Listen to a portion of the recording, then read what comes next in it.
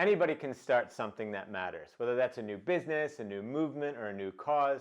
And until you start something that really matters to both you and the world, you probably won't be living as fulfilling of a life as you could. And the good news is today I'm going to share with you a very simple framework that you can use to start something that both matters for you and also makes the world a better place. Hi, my name is Eric Partaker, and I've been recognized as an award-winning entrepreneur and the CEO of the Year. And I'm also the author of 2 best-selling books, including The 3 Alarms. Now, I wasn't always living a life where I felt like I was doing things that really mattered. At the start of my career, I was a consultant. I worked for McKinsey & Company, and although the work was exciting and I really enjoyed it and I learned quite a lot, I didn't feel like I was doing something that really mattered for me. And I wasn't entirely sure how much it was doing for the world. But then I got my next role where I joined Skype in its very early days and helped build up Skype before we sold it to eBay. And suddenly I tapped into a whole new level of fulfillment. I felt like I was doing something that mattered. Our tagline at the time was, "The whole world can talk for free." And it really sparked this new fire inside, this like revolutionary attitude. But while I joined Skype in its very, very early days and helped build up that company from its infancy, I still wasn't really doing my own thing. And it wasn't until I was really working on what I do today, where I'm helping entrepreneurs and leaders and just individuals close that gap between their current and best self, that I suddenly felt like I was doing something that truly, truly mattered. Now, you might think that you're not capable of doing something that matters, but you'd be dead wrong. You might think that, well, what I do doesn't really have much significance for the world, so it can't possibly matter, but you're probably not thinking correctly either. Here's the thing. If what you do, or if what you can do, can positively impact the life of just one person, then you have the chance to do something that really matters. So that, for example, means if you're a mother or a father, or if you just look after someone, and if it's just one person that you're trying to make life better for, then you are doing something that matters. So let's dive into the framework, a 5-point framework that can help you start something that truly matters.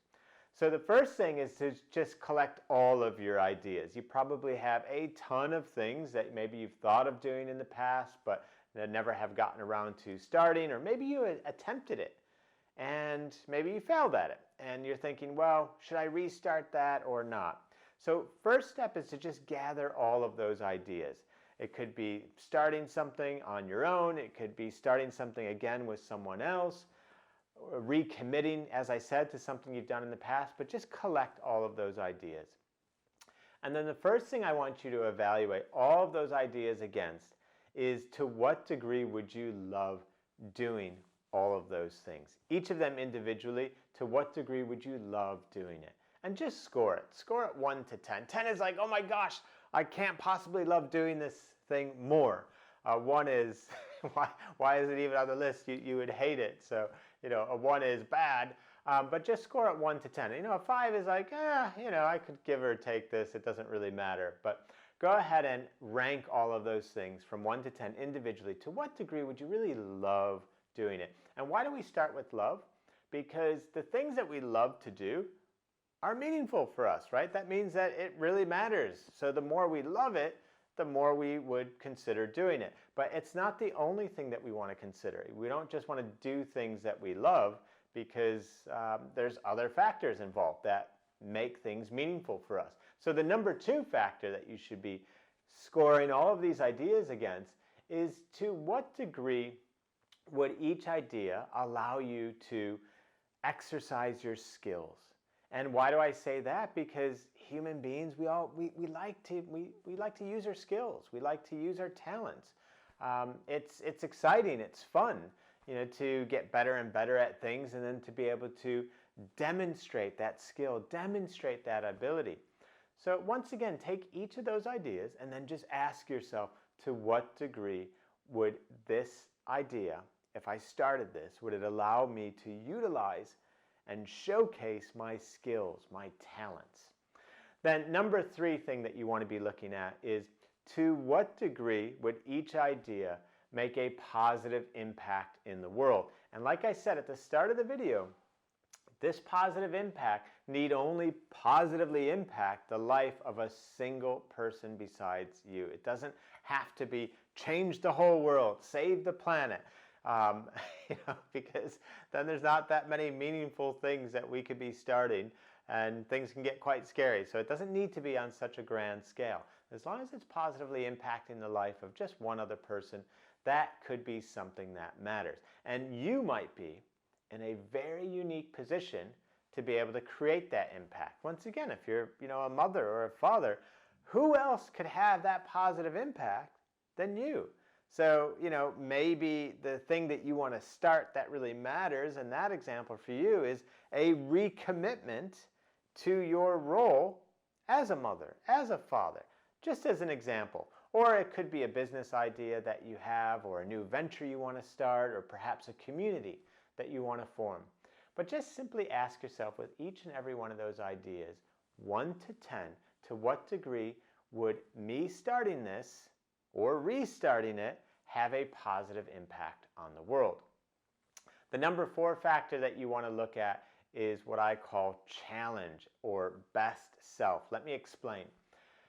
We enjoy doing things. We get a lot more fulfillment out of doing things that are going to encourage us to show up at our very best, that bring out the best within us, that allow us to become the best version of ourselves.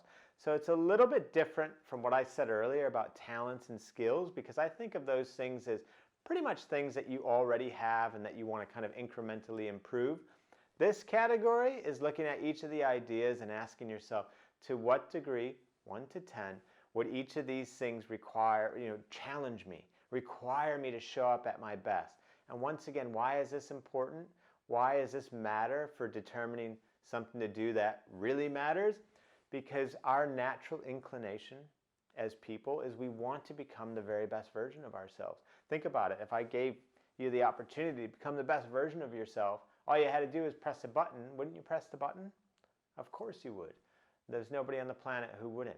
So it's a natural universal principle within us to want to become the best that we're capable of being.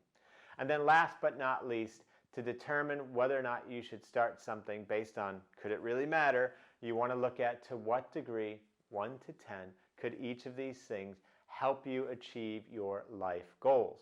Whether that's financing your education for you or someone else, or maybe it's creating or buying that home, or being able to enroll in that course or program.